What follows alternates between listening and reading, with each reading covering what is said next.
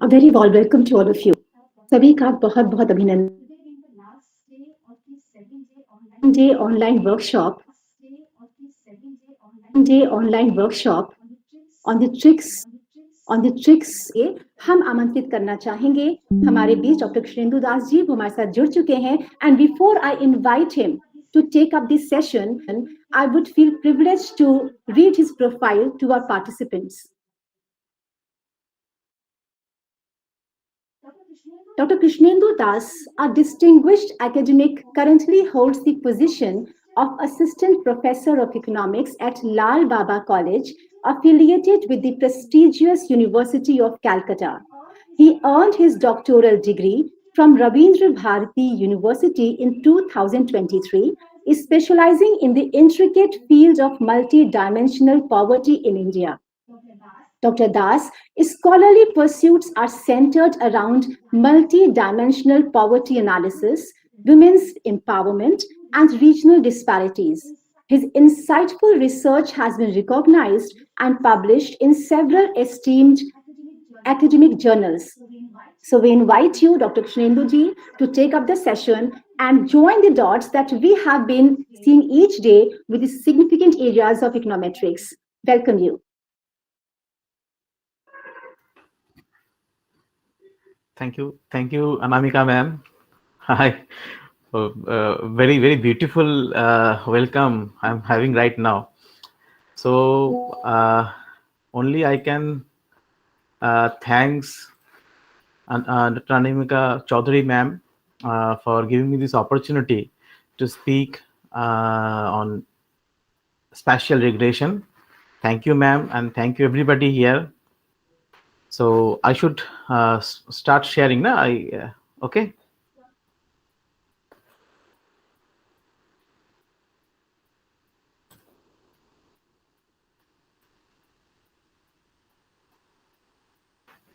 Just tell me whether the screen is visible now. Yes, sir. Yes, sir. Yes.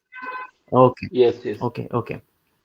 Now is as simple as possible, but econometrics is a area where very interesting and two part of the two parts. Everything is related to everything else that we actually do in economics, but near things are more related than distant things. So which is very near to us may influence us more than which is quite away from us. So now we just start with this quote.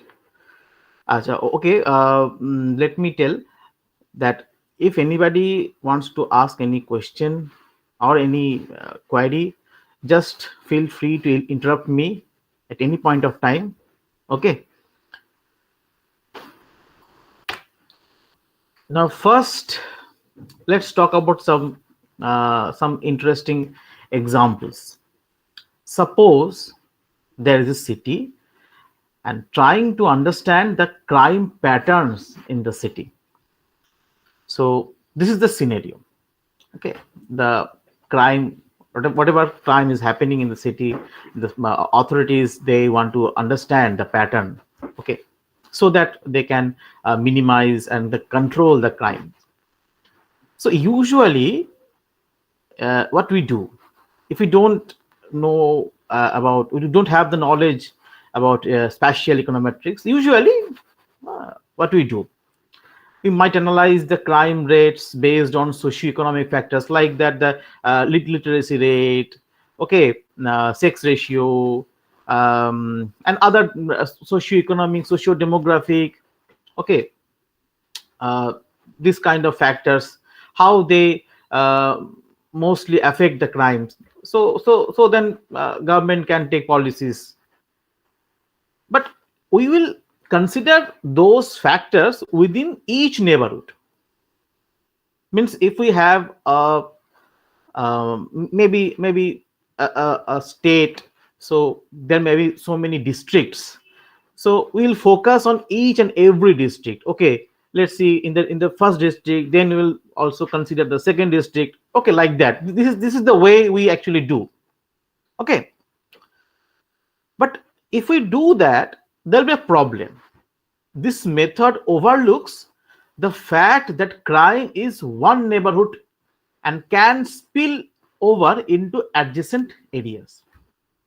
That we will overlook if we do whatever we do usually. So we will overlook that we actually crime spill over, na? A crime in maybe there are two districts. So in the one district, there's a high rate of crime, and that may influence the other district. So this is a problem. Okay, so with the help of spatial econometrics, spatial econometrics helps account for these spatial relationships along with the better targeted crime prevention strategies. I will throughout uh, the presentation, I will discuss that how spatial econometrics is important. Look, it is not possible to explain each and every part of this spatial econometrics within 2 hour time frame. It is not possible, 2 hours time frame. So I will try to give some idea, so that after that you if you feel more if you like that idea, then you will search by yourself and you will do the research now. So this is the what do we say, inspiration, or okay. So next, suppose health officials, they are actually tracking a spread of contagious disease. So they are actually tracking from where, like, just we know, we all had the actually we all have the trauma of COVID, that you know. So what we usually do, our analysis might focus on the number of cases usually, without knowing spatial econometrics. We usually do our analysis might focus on number of cases in each area without considering the geographic proximity. Okay, this will do. The problem is that this fails to capture how the disease spreads from one area to another area. Okay, so with spatial econometrics, what you will get, by considering spatial correlations, health officials can understand and predict the spread more accurately, leading to more effective containment measures. That these are the areas where the disease actually spreading so fast. So we must take some strict measures on these areas. So if we use spatial econometrics, we'll know this. Spatial econometrics will help us like the way. Okay, next, a city wants to understand how a popular tourist attraction affects nearby business. We in India, we know we have so many tourist places in many cities. So, and it's a very good source of revenue for the government, or maybe the local government also. So in any local government may wants to understand how popular tourist attraction affects nearby businesses. So if we do not have the spatial econometrics, what we will usually do, will, like, the study might focus solely on attraction itself. Maybe if we consider a tourist spot like the Puri, Puri in Odisha, Puri, the Jagannath temple. So only many the study might focus solely on the attraction itself and its direct economic impact. Okay, without using spatial econometrics. But with spatial econometrics, so actually, what is the problem? The problem is this does not consider how attraction draws visitors to nearby hotels, restaurants, and shops, influencing their revenue. So with spatial econometrics, by considering spatial dependencies, I'll explain and discuss throughout my presentation the spatial dependencies. By considering the spatial dependencies, the city can see the broader economic impact and develop strategies to boost tourism related businesses in surrounding areas. This is with the help of spatial econometrics. I think I'm both audible and visible. No? My screen is visible and I'm audible. Yes, sir. Okay. Thank you very much. Now the fourth example, and this is a very common example. Environmentalists are studying deforestation patterns in a region to develop conservation strategies.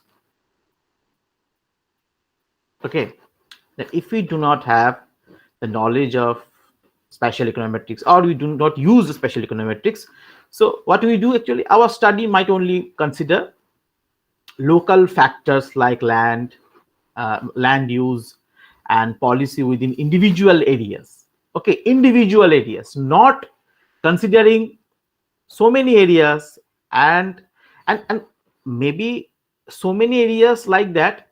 The way spatial econometrics, the way we use in spatial econometrics, not like that. We may use in the actually in like OLS or known regression models. So there may be so many areas, so many local areas, but in spatial we use them differently. So the problem is this method overlooks deforestation in one area can increase pressure on nearby forests. This is the problem. So if we only focus on this area and this area and this area, when we are focusing on this area, we only talk about this area.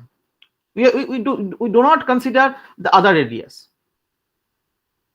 Okay, so this method overlooks how deforestation in one area can increase the pressure on nearby forests. So with the help of spatial econometrics, what we can, by using spatial models, researchers can see the broader impacts and design comprehensive conservation strategies to protect larger and contiguous forest areas. So basically, just consider a few simple examples so that we can get the idea why we should think for spatial econometrics. There are so many areas, so many other examples can we take. Okay, so I've taken few common examples, and also I will discuss so many other examples after this also. So to get the idea why we should use spatial econometrics instead of regular regression. Okay, now one very interesting and also important, both, the term is spatial. Now we know that spatial means where space is involved. Space means the geography where it is involved. Spatial correlation. So spatial correlation refers to the relationship between the values of a variable observed at different locations. Okay, so spatial correlation refers to the relationship between the values of a variable observed at different location. Like, I mean, it indicates how similar or related the values are based on their spatial proximity. Otherwise, we can say spatial correlation. I think we all know simple correlation. Okay, now we will understand spatial correlation. Spatial correlation measures the degree to which a variable at one location is influenced by the same variable at a nearby location. Just to give you the idea, maybe the the crime, maybe the crime rate in my district affected by the crime rates in the nearby district. Okay, I'm in the one district, and one another district that is very close to my district, the crime rate in my district also affected by the crime rate of another district. So this is actually spatial correlation, and how much they influence, that we will discuss. This is one kind of a spatial distribution, is one of my works, already published paper. So I just give you the idea. Is the districts of Nagaland, and I was working on the paper, the multidimensional poverty, fuzzy multidimensional poverty. So you can see in the districts where the multidimensional poverty is high and where the multidimensional poverty is low. So the more darker the color, the more high the poverty, the more lighter, less severe the poverty. So this is a very what I say, very interesting graph. Just by plotting this, one can easily understand the underlying things that affects poverty. Okay, that affects poverty. So I'll not much discuss. This is not about my presentation of the my paper. Okay. Sir, Yes. I would like to ask a question. Yes, From yes. the very first slide, as spatial correlation talks about the nearby proximity, like Ji. linkage between two events and how one event is affected the other event, and location is also there. No. So, what's No, not like that. okay? Suppose the crime rate. You just tell me two districts. Where do you live? Tell me the district where Uh, do you live. Sir Meerut and Ghaziabad ले लीजिए आप. गाजियाबाद के एकदम जो मतलब adjacent district जो गाजियाबाद से touch होगा, ऐसा कोई डिस्ट्रिक्ट बताइए आप मेरठ ले लीजिए. Meerut.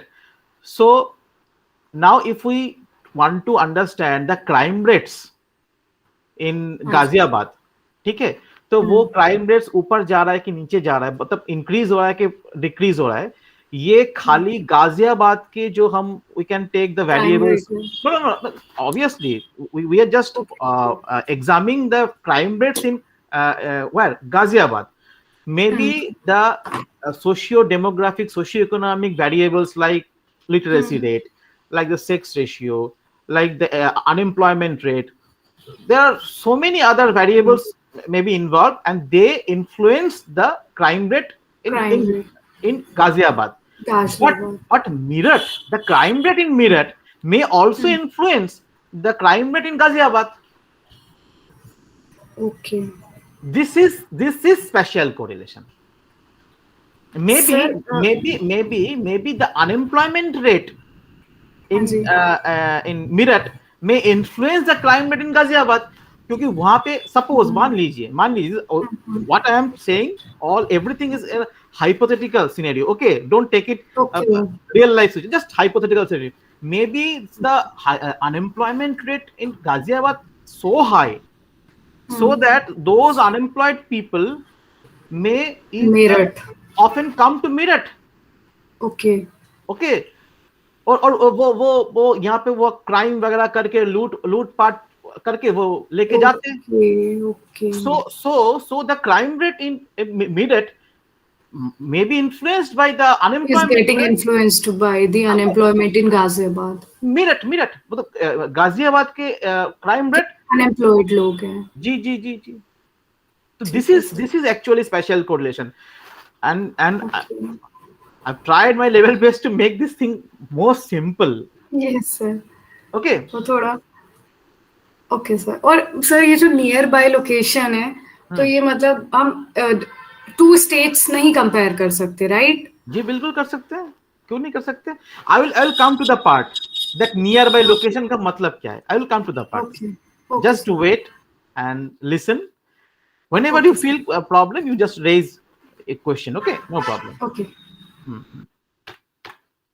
So just take some examples. Already I have given one example. So the first example is that the temperature pattern. Imagine you are looking at a map of a country and you want to understand the temperature patterns. We know right now the temperatures, it's killing us, no? So high temperature, and due to that fact we are experiencing in manifold economic losses in everywhere, in productivity loss due to this temperature fluctuation, temperature increase, rise in temperature. Okay, so the spatial correlation part is that areas that are geographically close to each other tend to have similar temperatures. Isn't that? Areas geographically close to each other tend to have similar temperatures. For example, coastal regions might have mild temperatures, while inland areas experience more temperatures, more extreme temperatures. The temperature in one location is spatially correlated within the temperature in nearby locations. Okay, let's come to the second example. Housing prices, very interesting and very important also from economic perspective. Housing prices. Consider a city with various neighborhoods and you want to analyze the housing prices. Okay, so housing prices in one neighborhood are often similar to those in adjacent neighborhoods. If a neighborhood has a high property value, just the example I was saying, okay, just the example that the Ghaziabad and Meerut, maybe the crime rate is very high where in Meerut, and the cities, okay, or the areas very close to Meerut now, just and just for your comparison, maybe there are some areas very close to Meerut, some areas quite far away from Meerut now, and Meerut is having very high crime rate. So the housing prices must be affected. Okay, the price of houses away from Meerut may be higher. The price of houses very close to or very near to Meerut may be very low, very cheap, because people don't want to buy those houses, because then they live their entire life with fear, so that may any kind of crime may happen to them. No, they'll be victimized.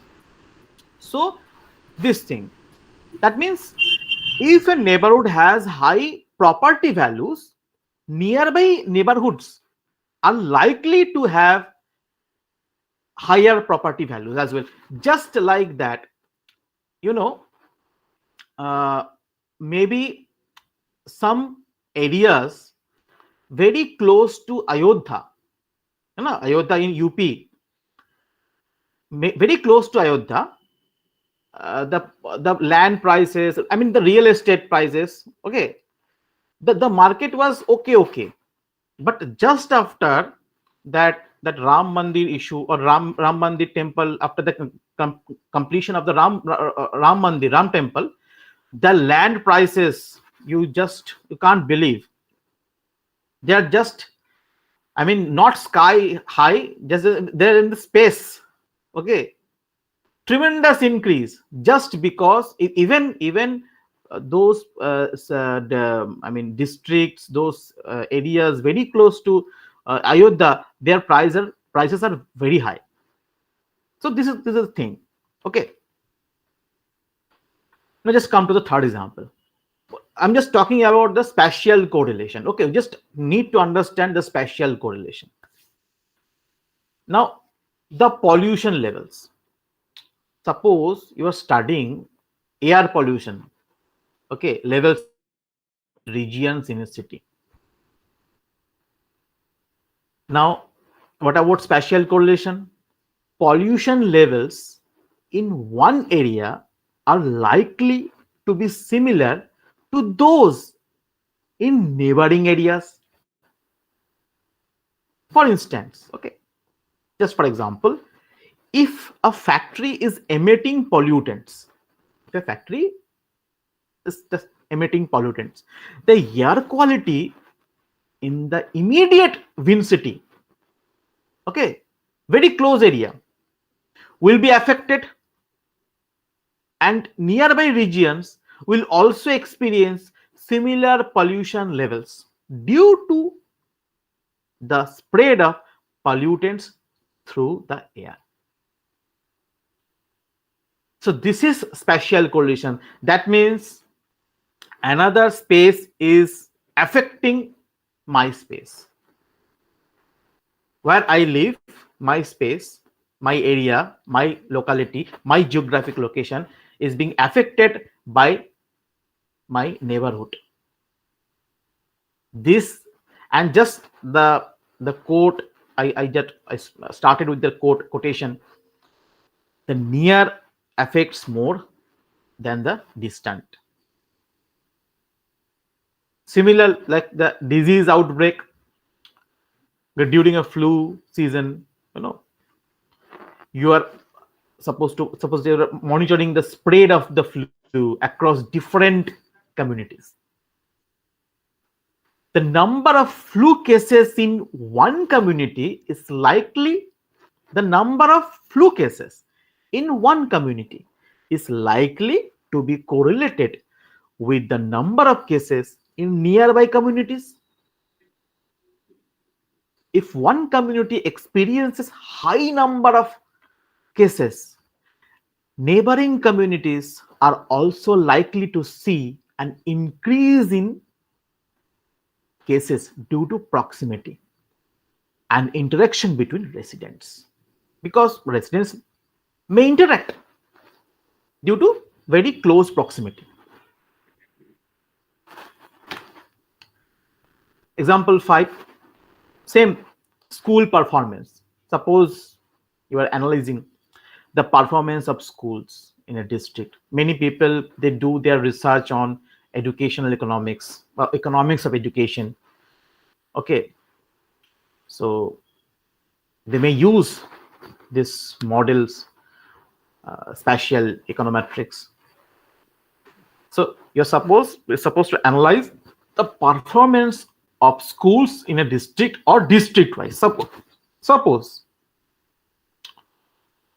the academic performance of a school is often correlated with the performance of nearby schools. Do you agree with that or not? What I'm saying, the performance, I mean, in the academic performance of a school Yes, is sir. often correlated with the performance of With the nearby. performance in. Yes, sir. If one school excels in academic achievements, neighboring school might also perform well due to shared resources. That may sometimes happens in, actually you can think like that. Maybe in two areas, there are two schools in two different areas, but one big, I can say, one big market of coachings, one big market of coachings is there. Common market, Okay. common market of coachings is there. So students of both the schools go to the same coaching, and they get same material, so they excel. Okay, like that. Maybe now, the last example that I'm quoted here, the retail sales. A city has multiple retail stores. All these are very interesting and very pertinent things that um, we often uh, use in our research, in our studies. Okay, a city has multiple retail stores and you want to study their sales performance. Okay, how they're performing in their sales. Sales performance of retail stores in one area is often similar to that of stores in nearby areas. If a retail hub is thriving, stores in the vicinity are likely to benefit from increased customer traffic. Increased customer traffic. Just like that, so many small shops, small stalls very near to so many malls, they are actually getting the benefit, because uh, many people, they come to visit the mall, and so that means this malls uh, manage to uh, attract so many people, so there's a customer traffic. So more customer traffic definitely means more sales. So this kind of things happens. So in spatial correlation, there are three key points that we can discuss. One is positive spatial correlation, negative spatial correlation, and no spatial correlation. So positive spatial correlation. Example, if regions with high temperatures are surrounded by other regions with high temperatures, there's a positive spatial correlation. That means high values of a variable at one location are associated with high values at nearby. That means the crime rate of Meerut, high crime rate of Meerut, influencing the crime rate in Ghaziabad. So if the crime rate in Meerut is increasing, so the crime rate in Ghaziabad is also increasing. This is a positive correlation. Positive. Negative, different. Okay, like suppose, just take the thing. If the crime rate increases in Meerut, that may influence the housing prices in Ghaziabad to decrease. Okay, this is negative spatial correlation. And no correlation, you can understand, whatever happens in Meerut may not influence anything in Ghaziabad. There is no spatial correlation. Maybe some other correlation, but not spatial, not space related anything. Okay, clear? Am I audible to everybody? जी sir. Yes, sir. Audible, sir.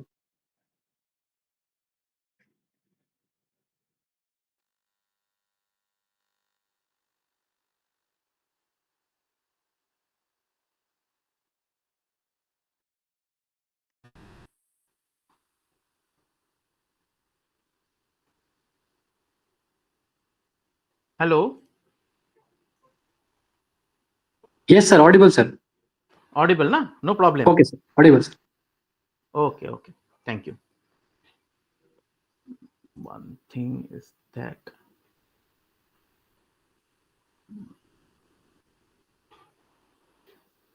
okay. Next, actually, just right now, here we're facing electricity cutoff. Okay, my electricity just cut off. So that is why I asked whether you are able to see my slide and okay.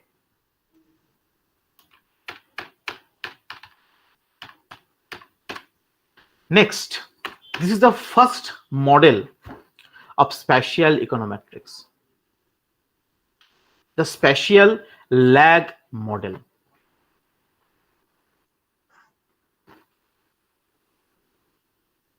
The spatial lag model, SLM, is a type of econometric model used to account for spatial autocorrelation. Okay.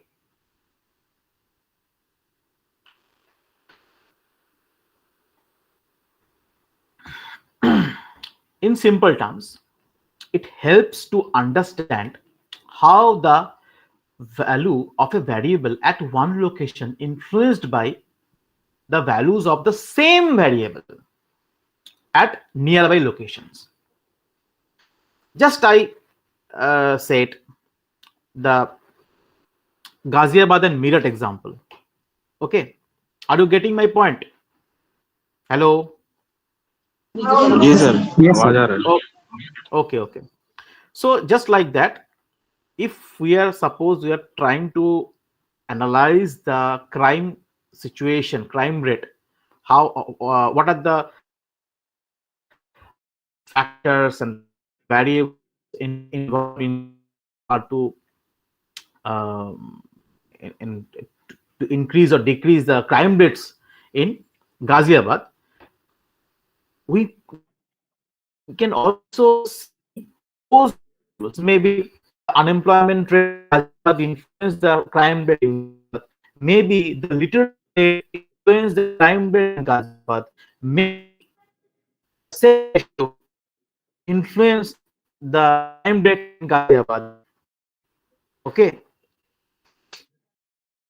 so we can also take that we have one dependent variable, is the crime rate.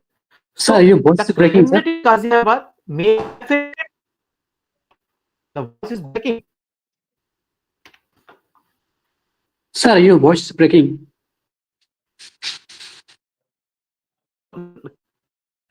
Is it okay right now? Is it okay? Yes, sir. Okay, sir. Okay. Just inform me whenever any problem. Thank you. So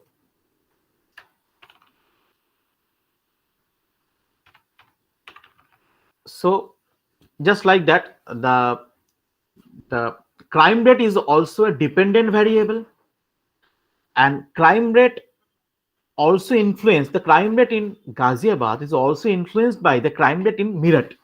This is the dependent variable lag in dependent variable. So one kind of model, one kind of spatial lag model, that model incorporates or includes the lag from the dependent variable itself. Maybe the literacy rate in Ghaziabad affected by the literacy rate in Meerut. If you are trying to understand what are the things that affect the literacy rate,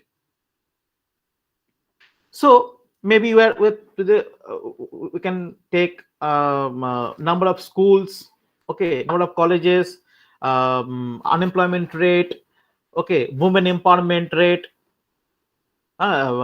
human development, like that. So many things we can take. So maybe those things definitely influence the literacy rate in Ghaziabad. So all those things, all those factors, we can consider that. Suppose the number of schools. So number of schools in Ghaziabad must influence the literacy rate where in Ghaziabad.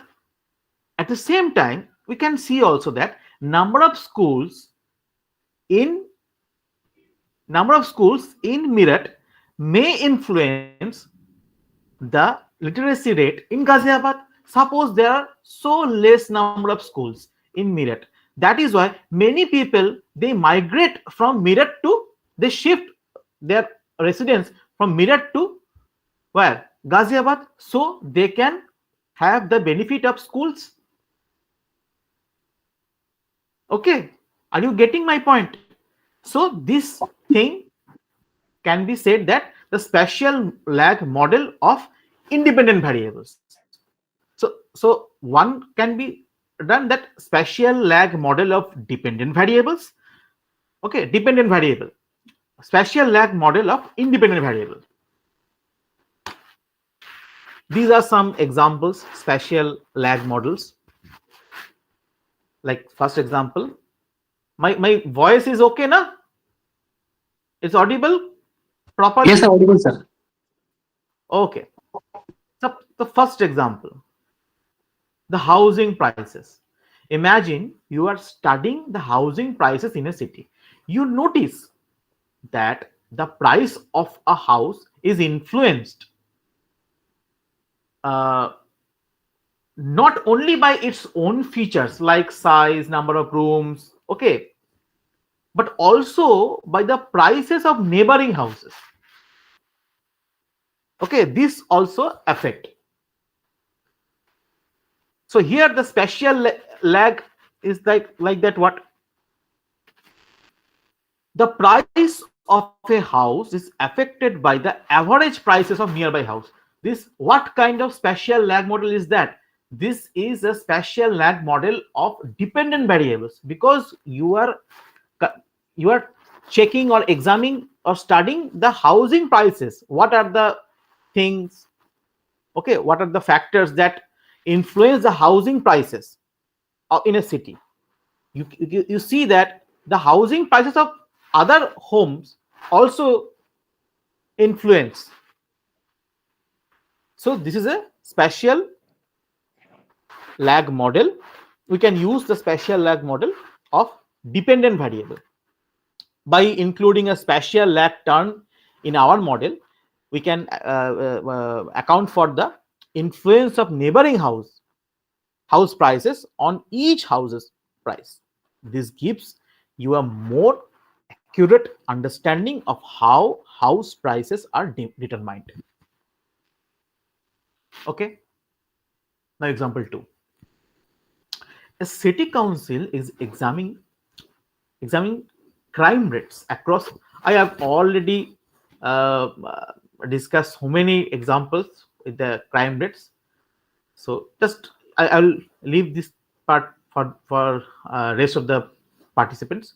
A city council is examining the crime rates across different neighborhoods. They suspect that crime rate in one area might influence crime rate in nearby areas. So this is same. The crime rates is our dependent variable. So this must be a spatial lag model of dependent variable. We can say spatial SLMY. Y means dependent variable, where the independent variable affects the dependent variable. I mean, independent variable of different region affects the dependent variable in my region. That is a SLMX. Okay, SLMX model, spatial lag model for the independent variable. Third example, retail sales. Quite similar, a retail chain wants to understand how the sales performance of one store affects the performance of nearby stores. Same. Spatial lag is what?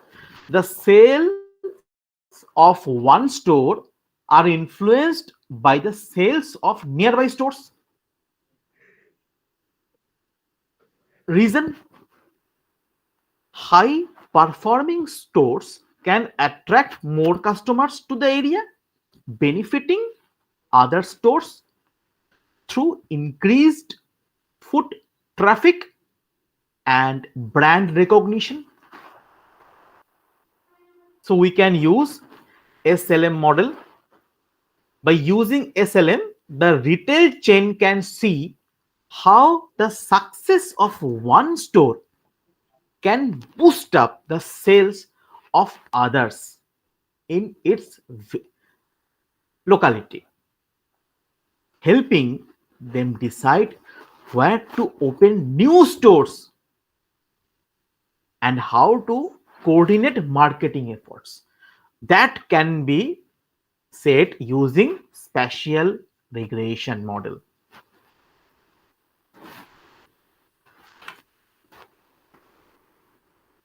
Okay, same type of, I will not explain. I think you understood how the spatial lag model works. Isn't that okay? Yes, sir. Okay. I will not discuss these two examples. I think you will. School performance, we just environmental pollution, same type of spatial lag. Lag means if in my model I have what? I have one dependent variable and some one or more independent variables. Those independent variables affect my dependent variable. Okay. Now lag means in different region, some maybe the same dependent variable is also there. That dependent variable affects my dependent in my area, affects in dependent variable in my area. So this is the lag. Okay. So spatial autocorrelation, this refers to the correlation of a variable with itself through space. Just like the crime rate in Ghaziabad affected by the crime rate in Meerut. Maybe, I think positively. It must be positive. Positive or negative? Anybody? The crime rate in Meerut may affect the crime rate in Ghaziabad. The correlation must be positive or negative. Positive, positive, That means if positive. right. Very good. That means if the crime rate in Meerut increases, so the crime rate in Ghaziabad most likely to increase. Okay. So the spatial lag. Sir, variable must be same in both the districts, na? Yes. Sir, but there is one question. As you said, how can we compare if unemployment rate is high in Ghaziabad, then this crime rate will be high in Meerut. How can we find this? No, we can see, we can try to see that whether we are having any kind of spatial correlation, whether actually it from economic concept, from the concept of economics, that we can understand, we can think what we do in econometrics. Actually what we think, what we presume, that we test with the data. Isn't that we do in econometrics? So what you are saying, that we will check whether the unemployment rate in Meerut affects or influence the crime rate in Ghaziabad or not? If it affects, that we can see very quickly. We'll see how we can see whether the unemployment rate influence the crime rate in Ghaziabad. Unemployment rate in Meerut influence the crime rate in Ghaziabad, whether or not. If it influence, it affects, then we can calculate how and how much positively affects or negatively affects. That we can use the models. I have not shown you the mathematics because it is not possible at all within 2 hours of time to tell or to show each and every part. It is not possible. I am still a learner, and what I have learned, I will try to show. Okay. Hope I tried to answer this question. Sir, can we capture this variable? This unemployment rate is the cause of creating Yes. crime. How Yes, can yes, we yes. capture this variable? Using the model, using the correct model, using the correct spatial regression model. Okay, sir. Sir, can That you means suggest the readings? Suggest the books for reading this spatial correlation. sure. Sure, you can search for spatial correlation in Google and also in Google Scholar. Luke Anselin and Anil Bera. These two are the famous persons, famous uh, economists. They actually Luke Anselin and Anil Bera. Okay. Sir. Bera means that econometrician. You actually use the Bera test, Jack Bera test. You know, anybody know? No, sir. Jack Yes, Bera sir. test. Yes, Test for normality. Yes, absolutely correct. Very good. For test for normality, whether the data is normal or not, that we can check by Jack Bera test. That Bera, that the person, Anil Bera.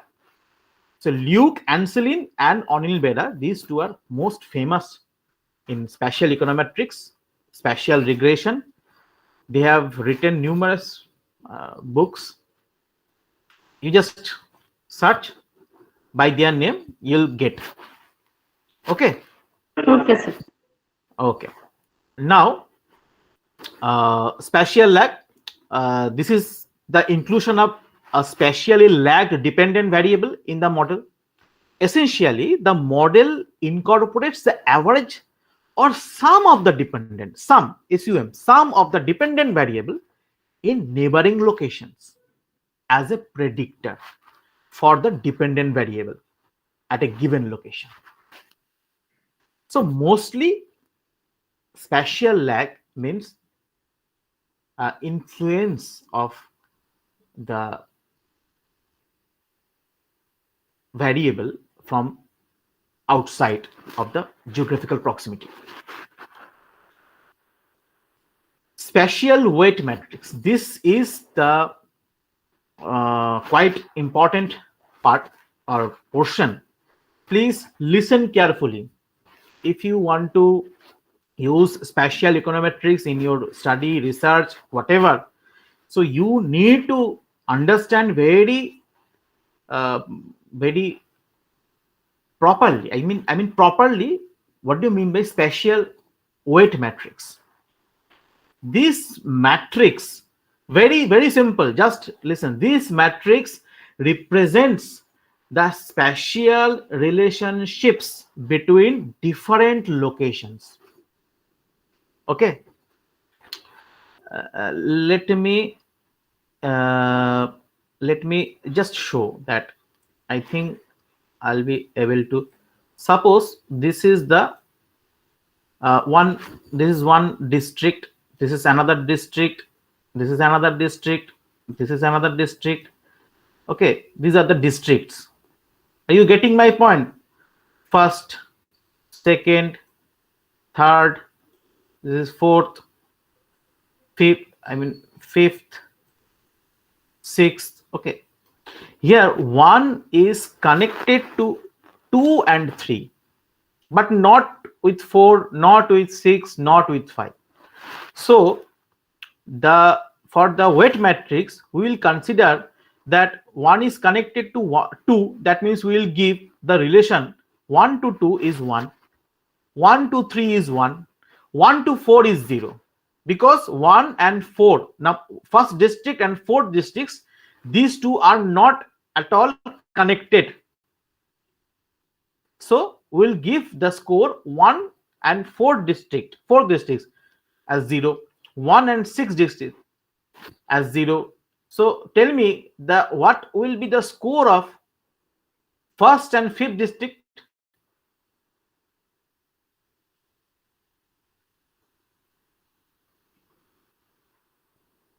It is 0, na? Yeah, 0, sir. Yes, sir.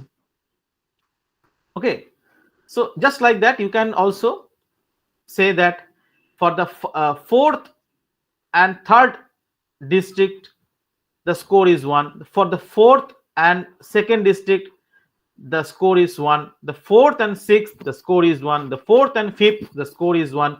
But the fourth and first is the score is 0.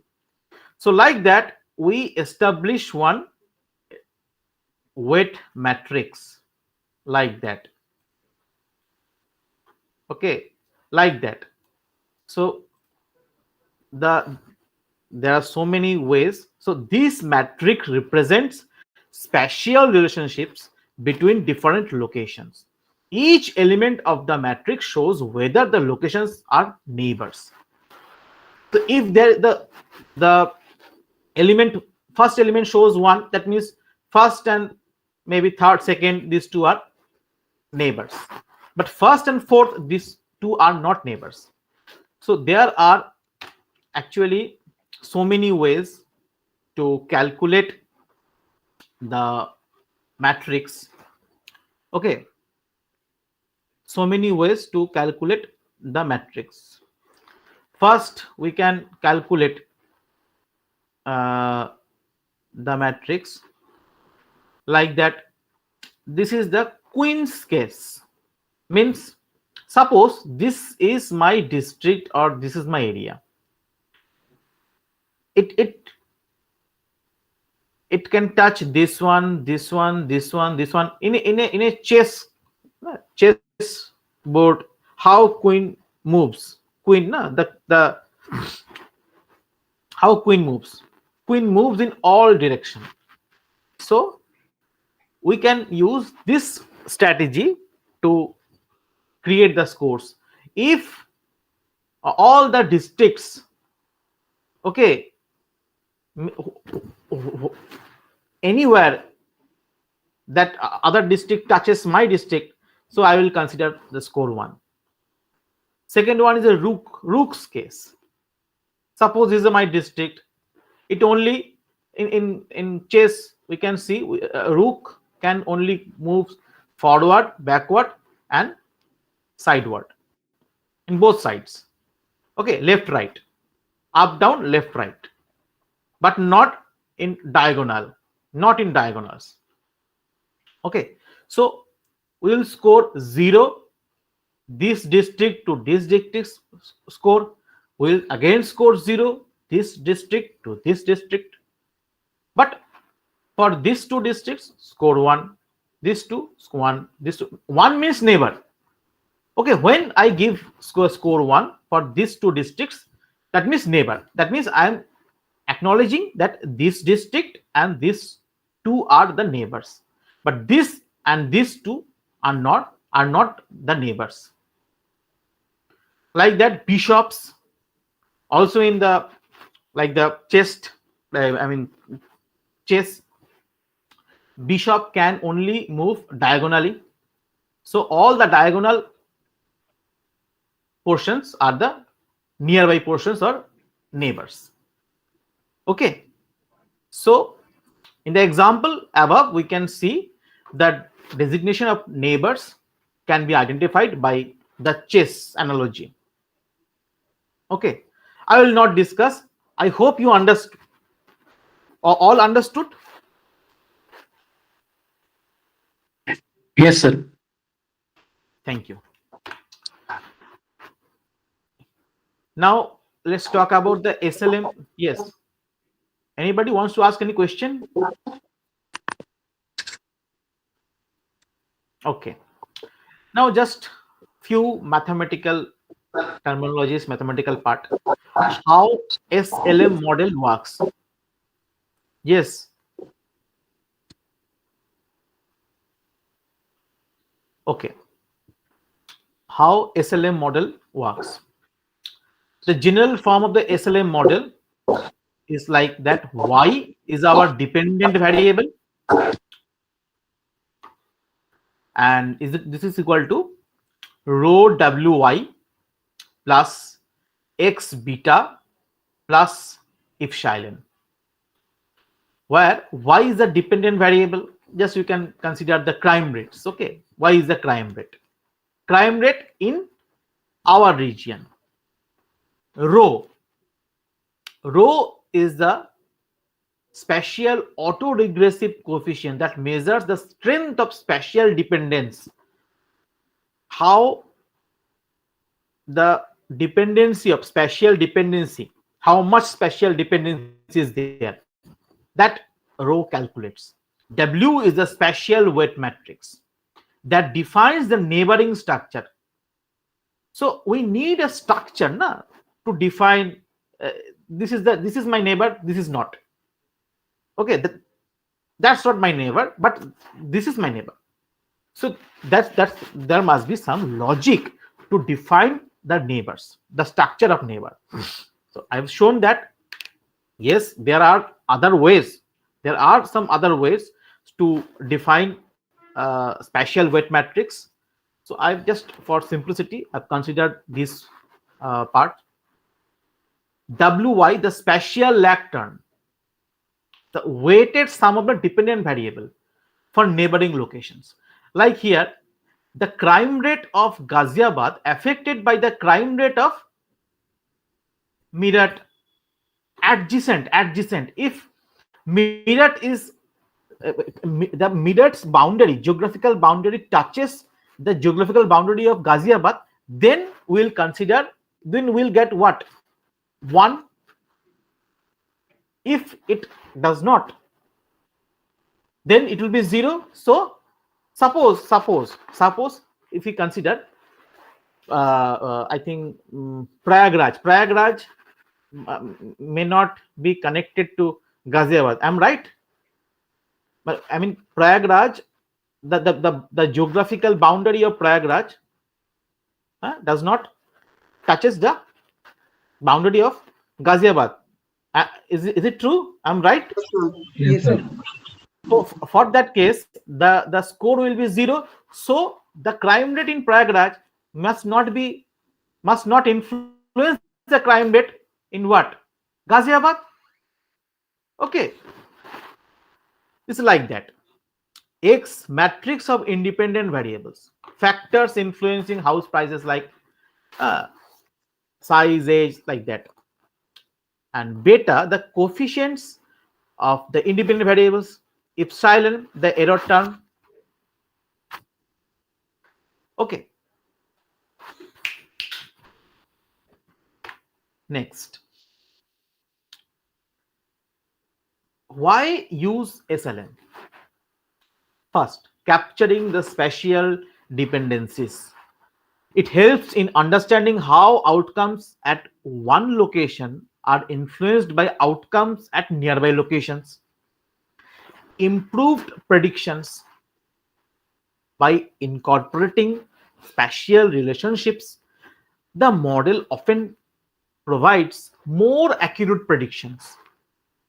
Third, the policy implications. For policymakers, understanding these spatial dependencies can lead to better targeted interventions, whether in public health, urban planning, or economic development, whatever. So policymakers can frame the policies in a better way. Okay. So if you have any problem regarding SLM, just ask me. Then otherwise I will move to a special error model, SEM. Any problem? Anything you want to ask? Okay. If you want to ask me later, you can ask me. So now I'll move to the second model, second popular model. I would say the special error model, SEM. Am I audible? And my slides are visible? Yes, sir. Yes, sir. Visible, sir. Okay. The special error model. The special error model is a type of spatial econometric model that addresses spatial autocorrelation in the error terms. That is why we call this error model. Error, spatial error. The autocorrelation in the error terms of the regression model, not the dependent or independent error term. In simple terms, it accounts for unobserved factors that affect the dependent variable and are especially and are spatially correlated. Unobserved. This is the beauty. This is the beauty of spatial econometrics. Also, we model for unobserved factors even in spatially correlated situation. Okay, let's have some some examples, very similar examples but in a different way. Imagine you are studying air quality levels across different neighborhoods in a city. You notice that that pollution levels in one area seem to affect neighboring areas, possibly due to wind patterns and industrial activities. Okay. So spatial error, what says how it can be, how we can apply the spatial error model. Just say the pollution levels might not be fully explained by the local sources alone. Okay. The pollution levels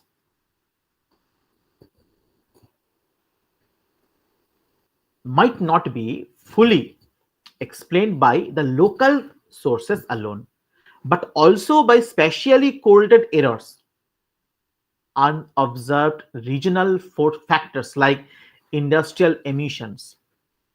Maybe we didn't consider that much that thing. So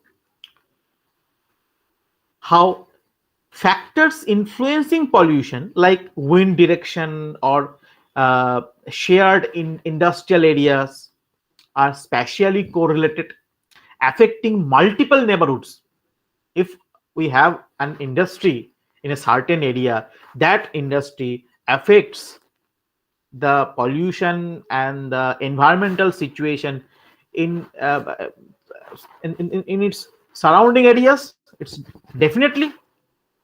So SEM explanation, spatial error model. By using the spatial error model, you can account for spatially correlated errors that we have not included in our model. So you can account for spatially correlated errors, unobserved terms, leading to more accurate estimates and understanding pollution sources. So we can use like that the spatial error model. Second, the educational outcome. Suppose you are analyzing the academic performance of a school in a district. The performance of a school could be influenced by various factors, including socio-economic, like the employment, like the workforce participation.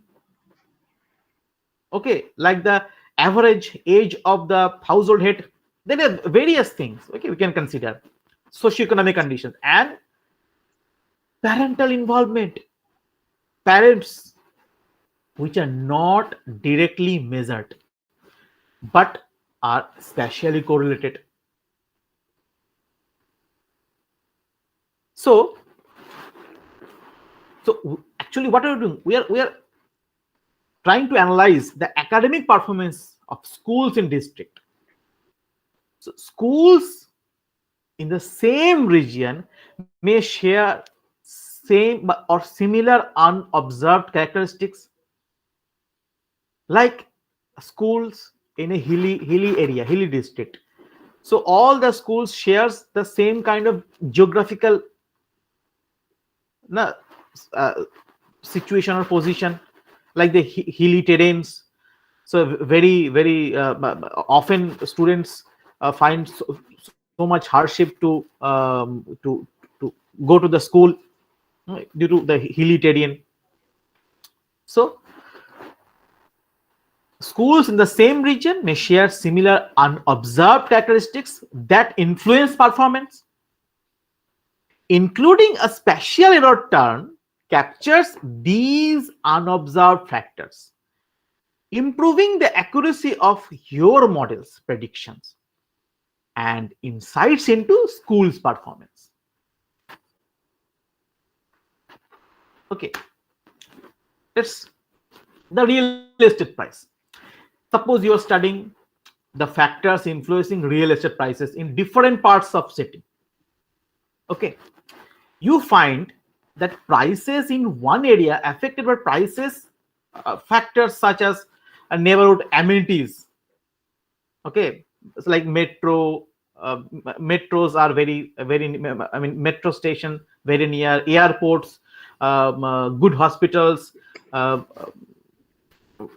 best schools, good roads, malls, like that. Those we can consider those as the urban amenities, which also influence nearby areas. So not only the prices of the real estate, okay, affected by all these things in the nearby areas also. Okay, so how we can the errors in our model might be spatially correlated, because if we use the spatial error model, the errors in our model might be spatially correlated because of unobserved factors like regional economic trends or local policies. Real estate prices are influenced by regional factors not captured in the model. Always we cannot capture each and every part. So we know that in regression, the unobserved part of the data goes into the error bag. Error is a bag, very big bag, where all the unobserved part directly goes there. So after going there, the errors will create what? Noise. We actually when we teach, when I teach my students, I actually tell them that the noise of error, okay, when error get increased. So the ACM, if we use the ACM where in the real estate area, the ACM accounts for these spatially correlated errors, providing a more accurate assessment of the factors influencing real estate prices. I don't discuss these examples. I hope you understand what actually spatial error model does. No? Let's focus on the spatial autocorrelation errors. The unobserved influences affecting the dependent variable are correlated across space. Okay. The error term is decomposed into two parts. One that captures spatially correlated errors, and another that represents random noise. So that error must be in two parts. So one is specially correlated errors, and another is random noise. That I will not discuss right now. I think you have some idea about the random noise. And the special error term, it captures the specially correlated errors. Let's see how the ACM works. The general equation of the ACM is y equal to x beta plus lambda w epsilon plus mu. Now, y is the dependent variable, x is the independent variable. That we all know. Now, beta is the coefficient for the independent variables. That is okay. Okay. Now, this part, lambda w epsilon. This is a special error term. So this is the special error term, because I think here epsilon was the error term in the spatial lag model, but here lambda w, because look here, we know is a special weight matrix that we use in the error term. So lambda w epsilon is the special error term, combined, all three combined special error term that captures the specially correlated errors. Mu is the random noise or uncorrelated error term. So these two are the total error term. One is the special error term, another one is the random noise. We just discussed the error term must be decomposed into two parts. One is the special error term, second one is the random noise or uncorrelated error term. Now, why we will use the special error term? Okay. First, the unobserved influences, because it is very difficult to manage data, to observe each and every part. Still, there will be some unobserved part that influences our data, our variables. So it helps to account for spatially, only spatially correlated unobserved factors that could bias the result of a standard regression model. Okay, improved accuracy, definitely. By addressing the biasness, we are actually improving the accuracy of the model and policy implications. For policymakers, the researchers understanding these spatially correlated errors can lead to better targeted and more effective interventions. Okay, so by including the spatial error term, the ACM helps to capture the unobserved spatial dependencies, providing a clearer and more accurate picture of the underlying relationships in the data. So I think I've discussed most simple manner the spatial error model. Next, or the last model I will discuss, this spatial Darwin model. A spatial Darwin model, and just for my information, am I audible properly? Yes, sir. Yes, sir. Whatever, sir. Yes, sir. Okay. So the last model, there are so many models, but I will stop here because spatial Darwin model. The spatial Darwin model, SDM, is a type of spatial econometric model that extends both the spatial lag model and the spatial error model. Okay, this is the what we can say the sandwich model. I prefer to call it a sandwich model. Both we can get the flavor of spatial, or you can use the spatial and the lag and the error, both spatial lag and spatial error. It includes spatial lag of both dependent variable and the independent variables, allowing for more comprehensive analysis of spatial change. So that means it is very obvious that spatial Darwin model is not so simple model and not so easy to handle or to calculate. So it's because if you include or incorporate so many things, the thing becomes more complicated and not so easy to do and not so easy to understand, I would say. First example. So let's understand with through some examples. Impact of parks on property values. Impact of parks. We all know the parks in our very close proximity that may increase the property value. Imagine in a city where you are studying how presence of a parks of parks influence property values in surrounding neighborhoods. So I can decompose it, or I can. There may be two parts: no? Spatial lag of dependent variable. So property values in one neighborhood might be influenced by property values in neighboring neighborhoods.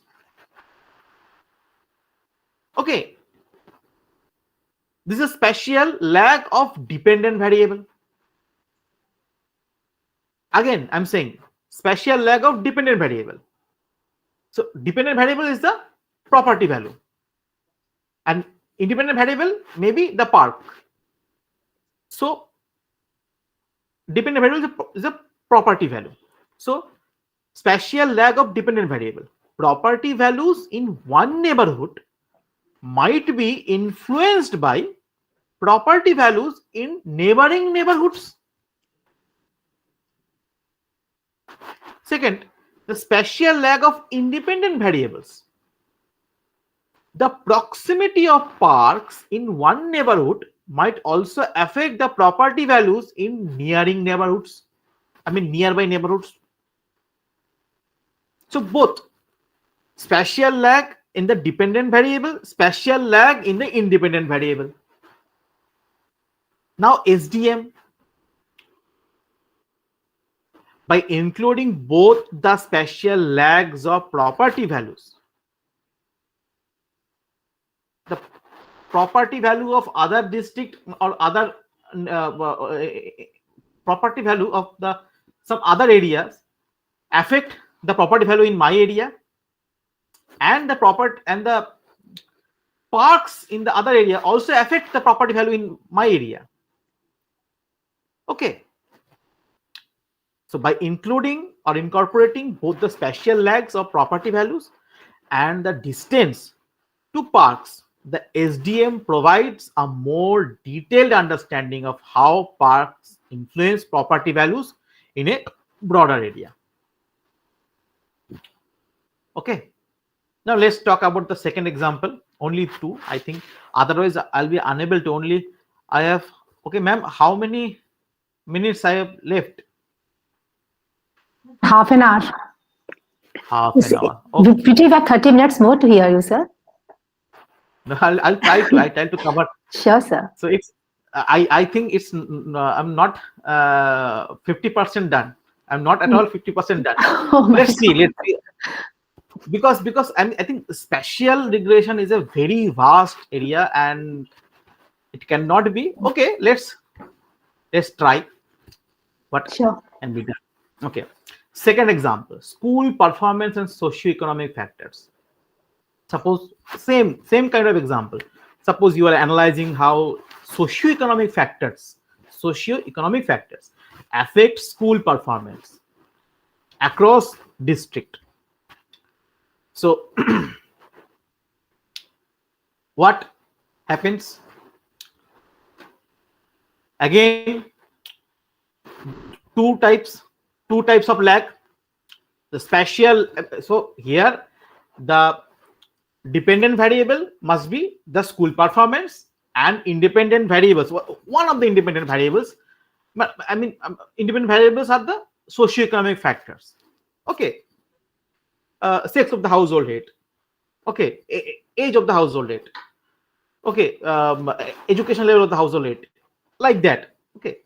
So there are so many, we can consider so many socio-economic factors that can influence the school performance.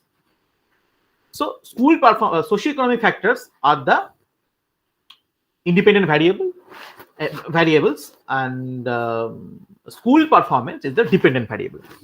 So so two types of lag. First one is the spatial lag of dependent variable. The performance of one school may be influenced by the performance of the neighboring school. Performance of one school may be influenced by the performance of the nearby school or nearby schools. This is the, I mean, how my school is performing, that may be influenced by the other school's performance, nearby school's performance. So this is the spatial lag of dependent variable. Another part, spatial lag of independent variable. Because SDM, spatial Darwin model, incorporates both the lags, dependent variable, independent variable. Now, independent socioeconomic factors, maybe the average income, maybe the parental education, in one area might affect the performance of schools in nearby areas also. That is a very interesting thing. If you listen carefully, if you have listened carefully, I am very much sure that you have got so many research ideas from it. So many research ideas. We often got stuck and unable to think new research ideas. Okay, because most of the time we think that how it affects that, but if you just take it, spatial is a new horizon, new area, and it's quite new. Though so many research work has been done by so many eminent scholars, but there are plenty of room, plenty of opportunities. So reason was what? Schools often share resources and community support, and socioeconomic conditions can have spillover effects on neighboring schools. So SDM, how SDM can be applicable? The applicability of SDM is spatial Darwin model, including both the spatial lags, spatial lag of dependent and spatial lag of independent variables of school performance, and socioeconomic factors help to capture these complex interactions and provides a more comprehensive view of the determinants of school performance. Okay, I think I'll leave example 3, example 4. I think you'll be able to understand. For example 3, the retail sales and economic activity, there are also two spatial dependent, a spatial lag of dependent variable and independent variable. So I'm leaving that part. I think you'll be able to decode by yourself. So let's I will talk about the example 5, the agricultural yields and the climate condition. Now, how climate conditions influence the yields, agricultural yields. So farmers are analyzing, suppose not farmers, I think agricultural economists, farmers are far more advanced. What I think, they even don't require us. I've seen so many farmers by myself, and they are so intelligent, so humble, and I have a huge respect for them. Huge respect. We often say the farmer means they don't know anything, but they know so many things. Okay, that's the different thing. I will not talk about that. So suppose you are analyzing how climate conditions like average rainfall, average temperature, okay, and like the fog, okay, like these are the things, how climate conditions affect the crop yields in different fields within a region. There also we can use the spatial Darwin model.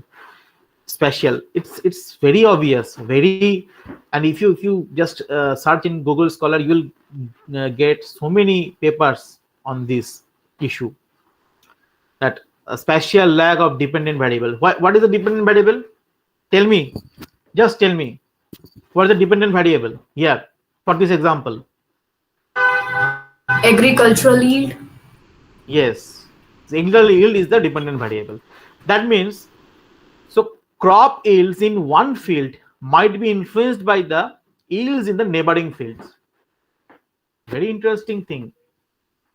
I would recommend everybody to investigate.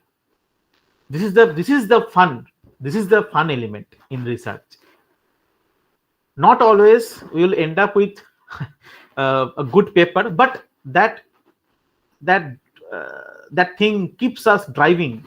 No, this is the driving force. So research is not a one-day work or a PhD. A PhD is not a research. PhD is the certificate that we get. Okay, now we can do the research. Now you are eligible to do our own research. This is the first point where we start our study. Before PhD, actually we're knowing how to study. After you get a PhD, that means now you know how to study. Now you start study. This is time. Okay. So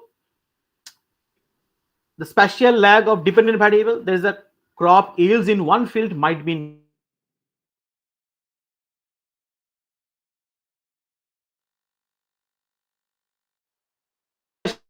etc etc in one area, definitely might affect the yields in the nearby area. You know, the fog is very not considered as good for different types of crops, na? Fog. So like that. So the key part of the SDM model, key features, that is the spatial lag of the dependent variable, spatial lag of the independent variable, and flexible and comprehensive. So flexible and comprehensive, the SDM combines the features of both SLM and SEM, making it suitable for scenarios where both types of spatial dependencies in the dependent and the error terms are present. So this is the beauty of spatial Darwin model. Okay. So this is the general form. Don't be scared, because you know, the more you go into the spatial or econometrics thing, you'll see those equations. But believe me, these are all हाथी के दांत दिखाने के कुछ और खाने के कुछ और, मतलब जो होता है हाथी का दांत. So don't be afraid. So nowadays you just need to know or to understand what the concept. The concept you need to understand. Rest will be done by the I think done by the software itself. So software knowledge is also important. So the y is equal to rho wy x beta plus w x theta plus epsilon. So you know, so w is the spatial weight matrix, rho y. So for this is the lag. This is for the lag. This is for the error. Okay, this is the general form. This is the general form of SDM. So why use the spatial Darwin model? So it captures the complex spatial interactions that I already discussed, improves the model accuracy. Definitely, SLM only captures lag type things. Error is SEM, spatial error model only captures the unobserved spatial correlated errors. Okay, but SDM, spatial Darwin model, that actually combines all these things. So it is more comprehensive. So definitely it improves the accuracy level. Also the policy and decision making. by incorporating both the spatial lag, the spatial Darwin model provides a richer and more nuanced analysis of spatial relationships, making it a valuable tool in spatial econometrics. Lastly, there are also other several models for more advanced spatial econometrics, which are spatial autoregressive model, I think spatial autoregressive moving average, SARMA model, general spatial two-stage least square model. So these are the models, but it is I think not possible for to discuss. And yes, anybody wants to ask any question? Okay. Now the most important part, at least I think we have discussed 3 models. So how to decide which model to take? So there must be some tests, because econometrics is full of tests. We always do this test, those tests, ये test, फलाना test, ढिमका. सो बहुत सारे test हम लोग करते हैं क्योंकि कौन सा मॉडल सही है उसको जानने के लिए. तो फर्स्ट एक जो टेस्ट है, that's the Lagrange multiplier test.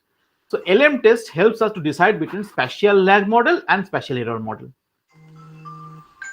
Okay, and as spatial I mean Lagrange multiplier test, actually three part hai.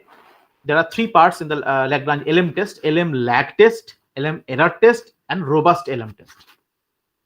So LM lag test is basically for the spatial lag.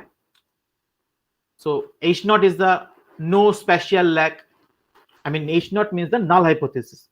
The null hypothesis in the LM lag test is the no spatial lag. LM error test tests for presence of spatial error autocorrelation. That is a null hypothesis, no spatial autocorrelation in the error term.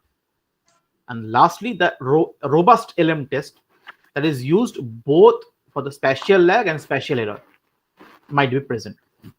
So basically, LM test helps us to decide in between spatial lag model and SLM and ACM. Okay. How we apply? First, initially we fit the model, basic regression model, any kind of, maybe take as OLS, okay, ordinary least square. Fit the model, conduct the LM test, perform LM lag or LM error test. If the lag is significant, then go for SLM.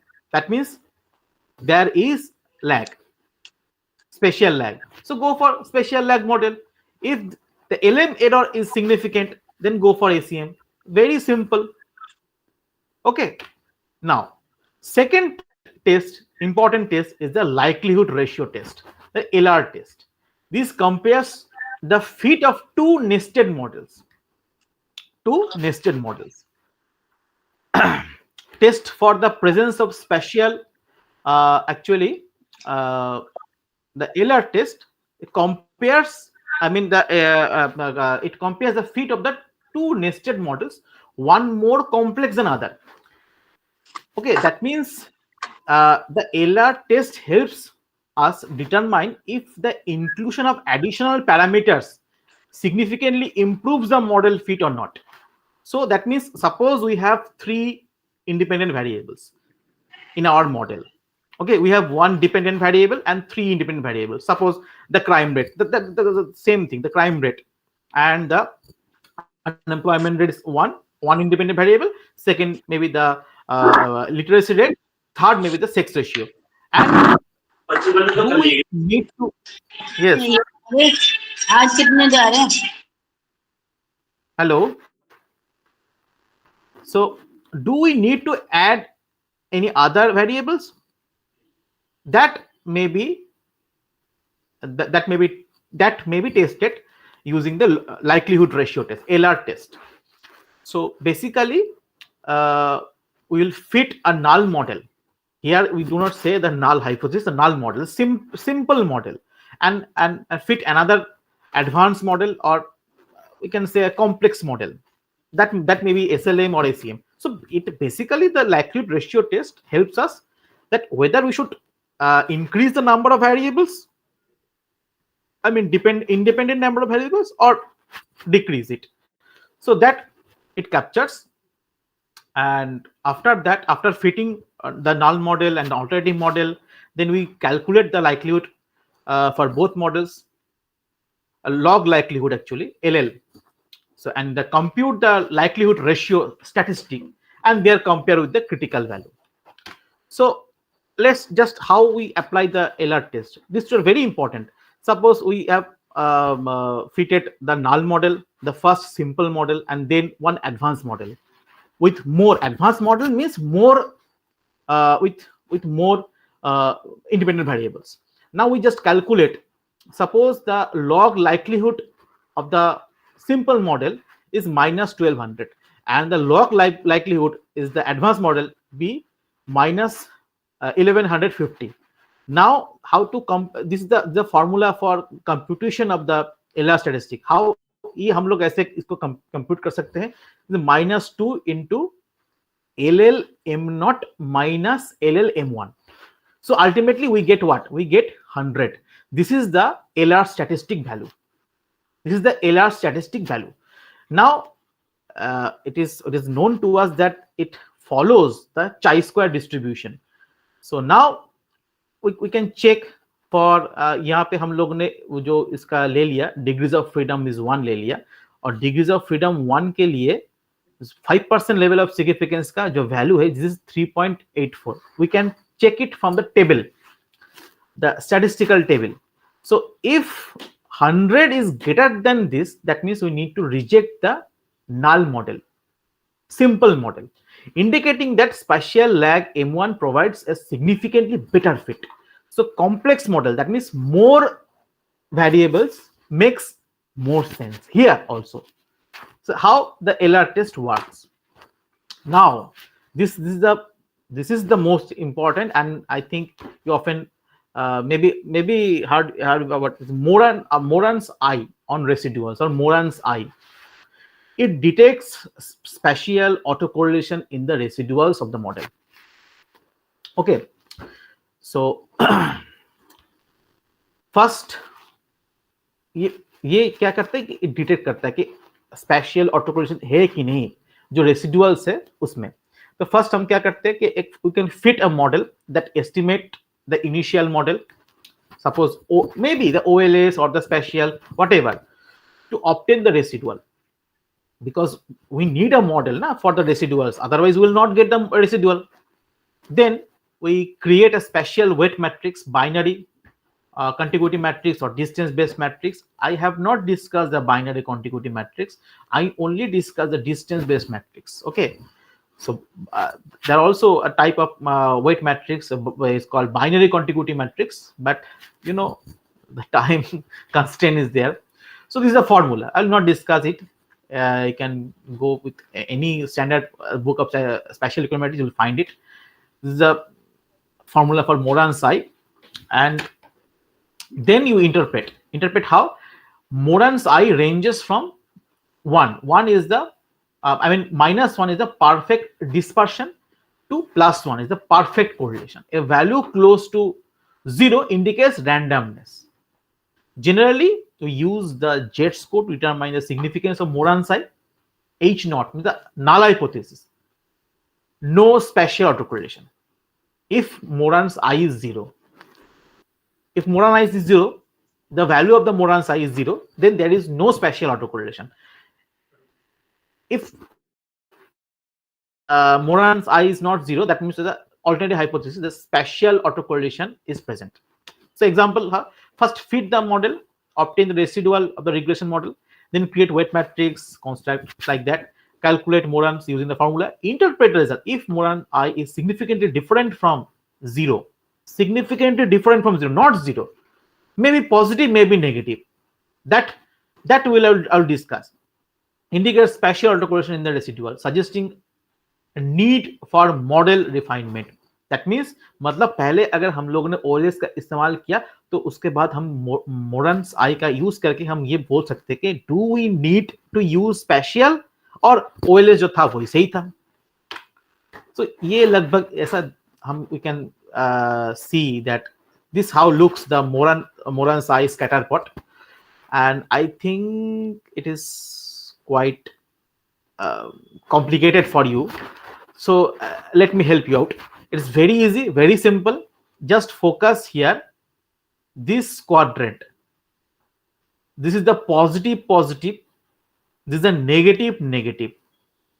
And this is what? This is negative or negative, or we can say low, high. This quadrant is high, high. I'll explain. Don't worry. This quadrant is high, high. This quadrant is low, low. This quadrant is low, high. This quadrant is high, low. Now, in the upper right quadrant are the cases where both the value and the local average value of the attribute are higher than the overall average value. Similarly, lower left quadrant are the cases where both the values are lower than the overall. Okay. So just look, this picture I think will clear your problem. High, high, that is positive correlation. Low, low, this is also positive correlation. But here, low, high, high, low. I will recommend everybody just to see, and I think you will get this from YouTube, because the video will be streaming, I think, or you can take the screenshot. This is a very, very good representation of the Moran's eye scattered. Look here, mostly positive, high, high autocorrelation. Okay, and mostly low, low autocorrelation in the error term. So there is a presence. So I think just seeing the plot Moran's eye, we can say that no, actually we need to have refine the model. Okay. So actually these two quadrants are important. More points are here, more we need for spatial regression. Okay. Second, we can say there is one test, a wall test, and also there's a test called Houseman test. I think you have known that you have gone through the Houseman test in the panel data discussion. Houseman test is basically for the panel data, but later on, I think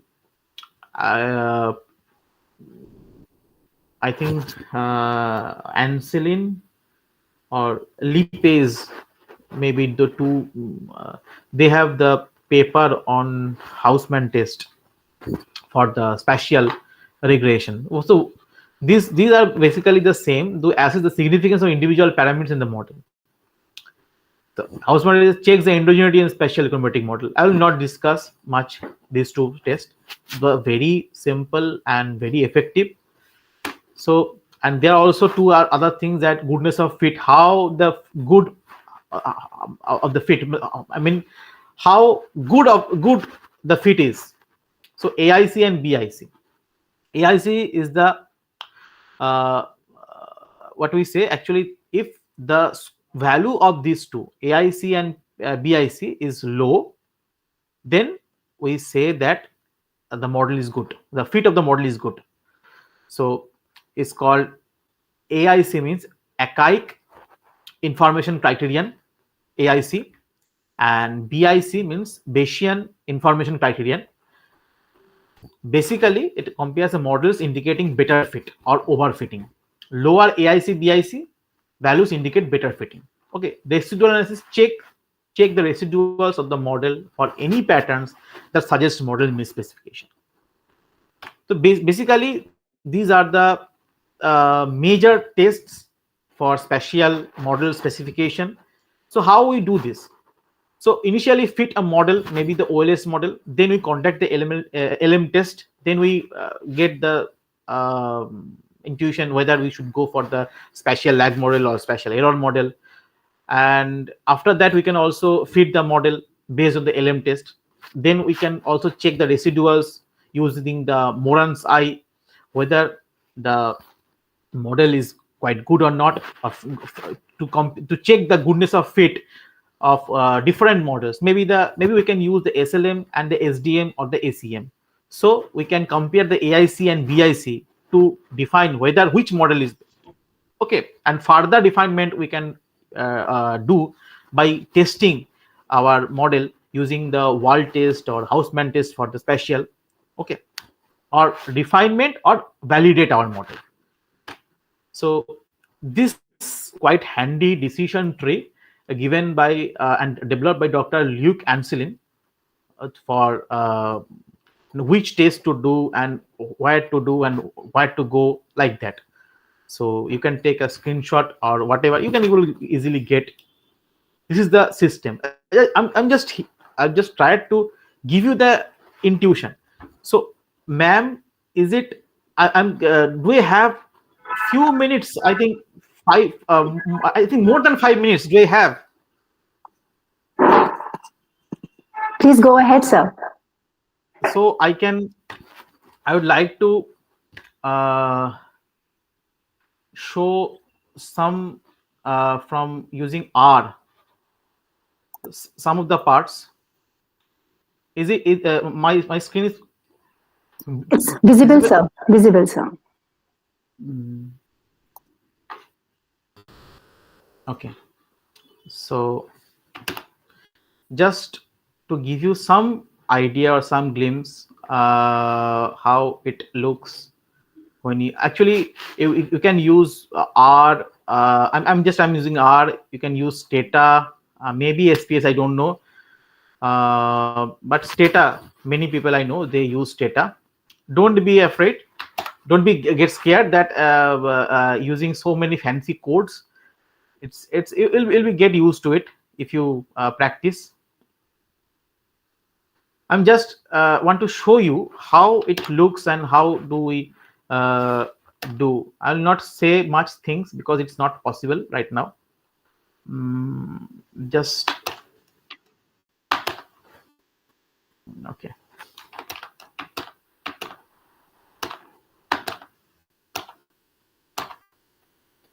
Now here actually here I used one sample data from, I think, let me tell you one thing. From this data is actually from census API of from 2015-19, the American Community Survey, the demographic and socioeconomic tract level data for the city of Seattle. So so this is first we will fit one OLS model with the data, where the data is basically for the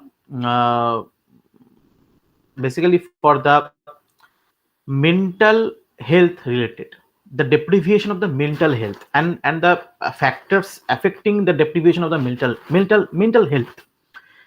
Here is a this is the dependent variable here, that's called DEP crude prep.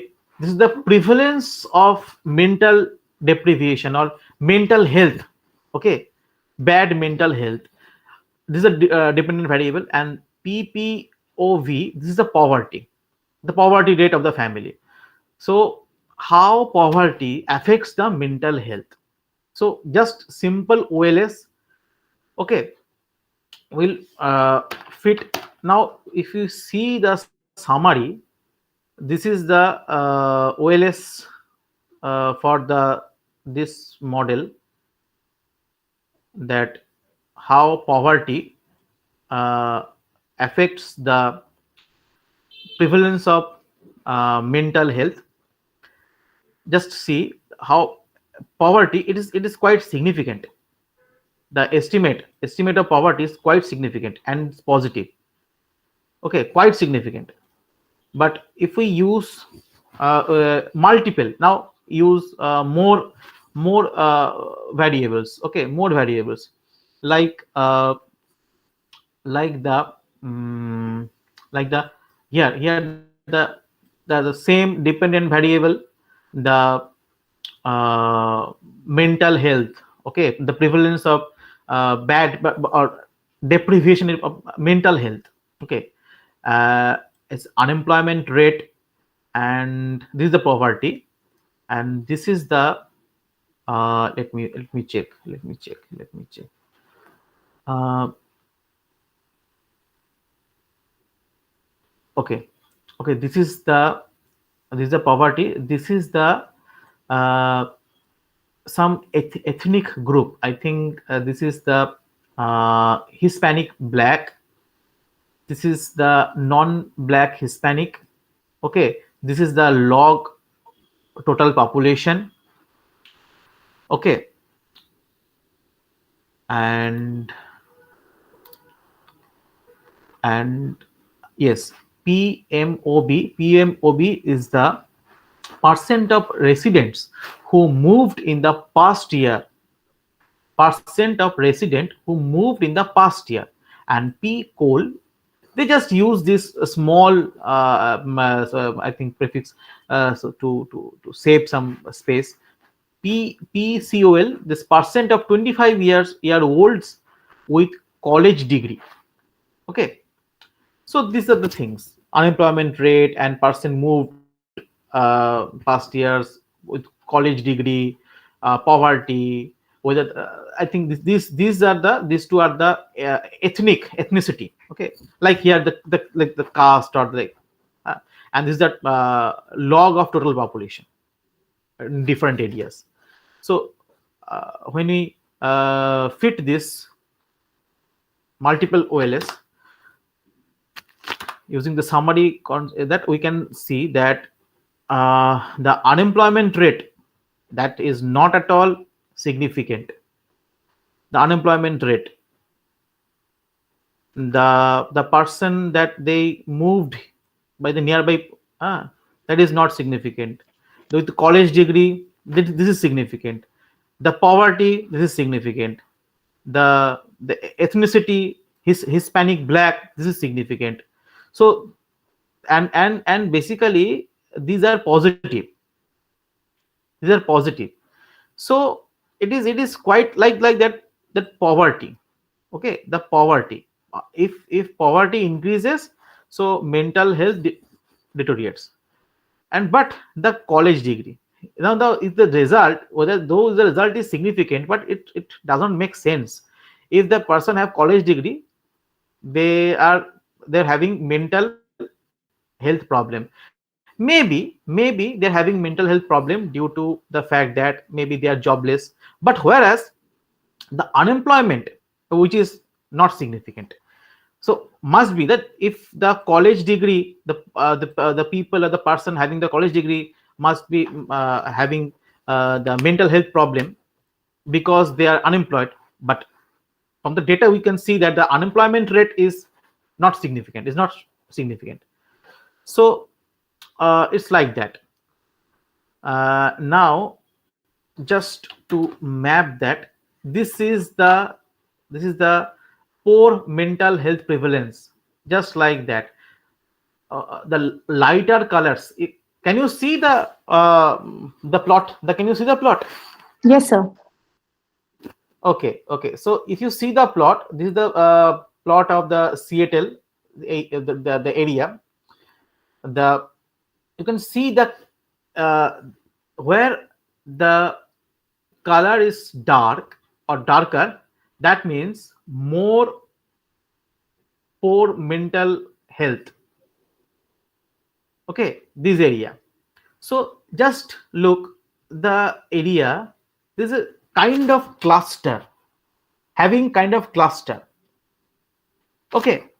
So it makes some sense. Just here, look that. So just by plotting, we know, we can see how beautiful it is to understand. Now we can use so many other things also. So this is the plotting, and then we can, after that we will what residuals plotting. We can now residuals from the linear regression. I mean OLS. If you plot the OLS, residuals also showing some patterns on patterns of clusters. These are residuals. Okay, these also showing some patterns and clusters. So that means there is some spatial part.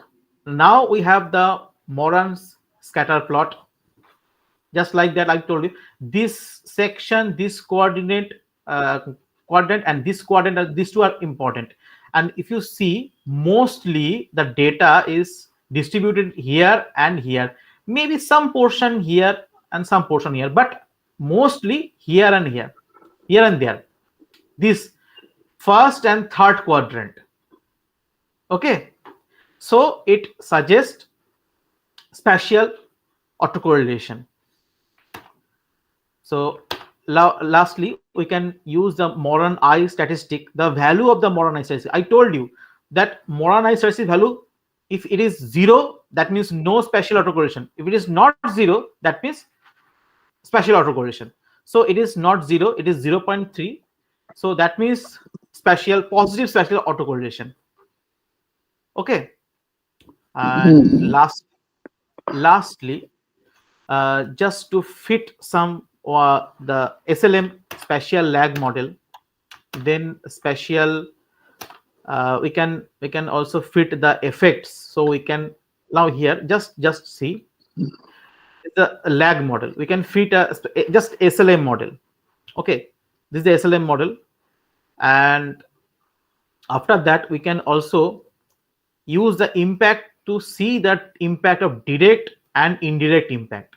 Direct means, so unemployment of the main of my area, how it is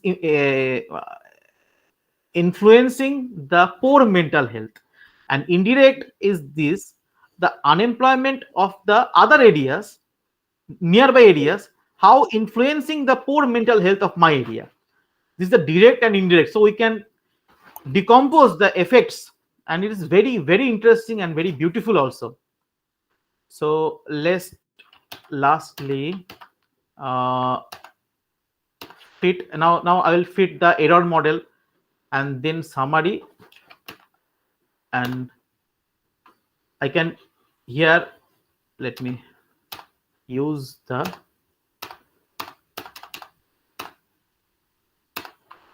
just see. Can you see this? Is it possible to see you? Huh? Yes, sir, we can see it.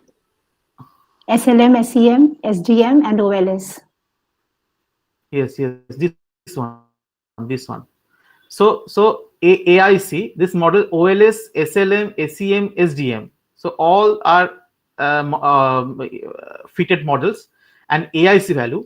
We know if the AIC value is low, that means this model we should go for. Here the SDM is having the lowest AIC, so we will go for the SDM model. Otherwise, look, the OLS having the most highest value. That's the most bad model. Okay, so this I wanted to share. That's all from my end, and this was my latest work, and this will be published very soon. Thank you. You can reach me at here. Thank you for your time. I have taken already 10 minutes extra. Please, I'm very sorry. But thank you so much, sir, because we have been getting feedbacks also that this has been an excellent lecture. The reason being that you have actually made us, you have given plethora of examples from each you can say areas as such. Whether it is kind of a crime rate, you can give examples from that area, or education, or the interesting part was economics of education as well. So like the plethora of example actually make us to comprehend this spatial econometrics in a much better way. I think so, because we all have been practicing on OLS, but spatial econometrics is an area that I think must be quite new to so many. Someone has written, it is a fabulous and knowledgeable lecture, sir. So kudos to you for giving such an informative lecture in such an easy manner. And at times you have been asking that, are you able to, deliver it? Are we able to comprehend it? Very sure, sir. We were able to comprehend everything that you were actually explaining in such a magnificent way. One thing that I would say that the participants who have been till the end of this session, and even you, sir, तो किसी ने बहुत खूब कहा है कि सच्चा साथी वही होता है जो आखिरी सफर तक साथ देता है।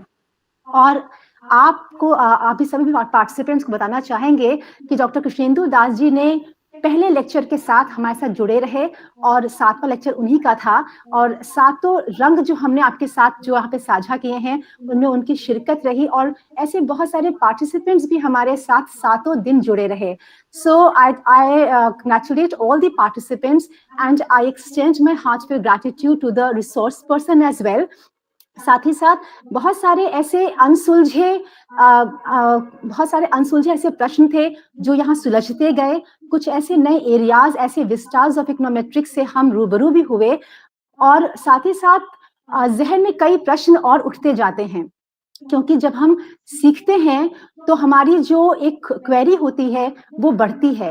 And every learner, every researcher should be inquisitive. जैसे सर ने कहा कि रिसर्च इज अ फन, और जब रिजल्ट्स आते हैं तो हमें एक ड्राइविंग फोर्स मिलता है।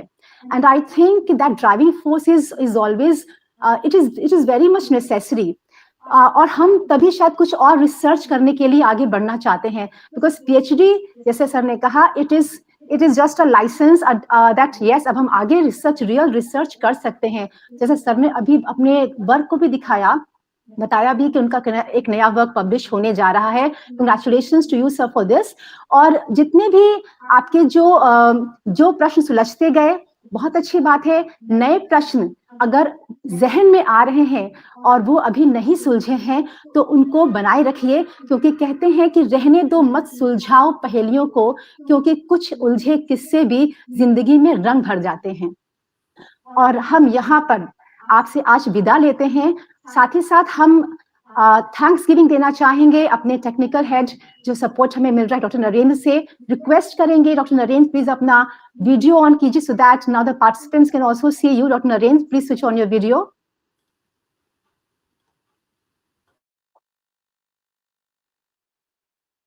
Thank you, ma'am. Okay, thank you, Dr. Narendra, for actually giving all the technical support from your end. And I will request all the participants, please switch on your videos for once so that we can take a group photo on a virtual mode. All the participants. Ma'am. Yes, sir. Hello. So, ma'am, just give me 1 minute. I don't know why my camera is not working. Just give me 1 minute. We are waiting for you, sir.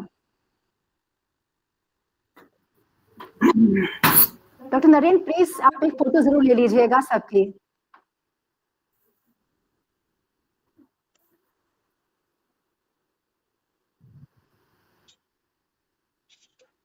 Participants, please switch on your videos.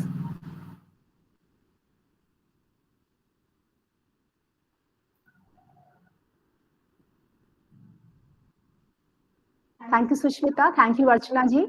Thank you, Arun ji. I think Dambaru, Thank you so Satyaprakash, much. even you can switch on your videos. I can see you here. Thank you. Thank you, madam. Daru ji, please switch on your video. Thank you. Group हो जाएगी तो Thank you, ma'am. Group में डाल भी देंगे। Thank you. Doctor Narendra देख लीजिए, request भी कर लीजिए।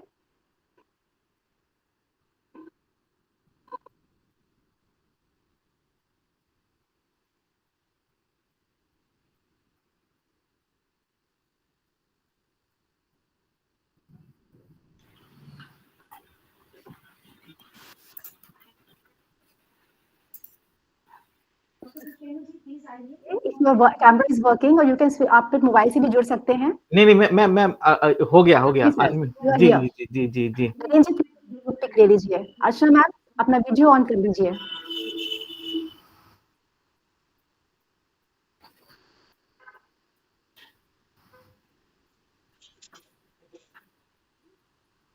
Thank you. Photos ले ली आपने, Narendra? Yes, ma'am. Okay, thank you so much once again, all the participants and the resource person.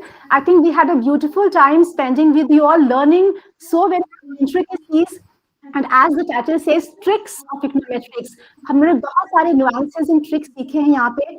And I extend my warm gratitude to all the resource person for giving their time and all the participants for being so active and learning a lot from these resource persons. Thank you very much.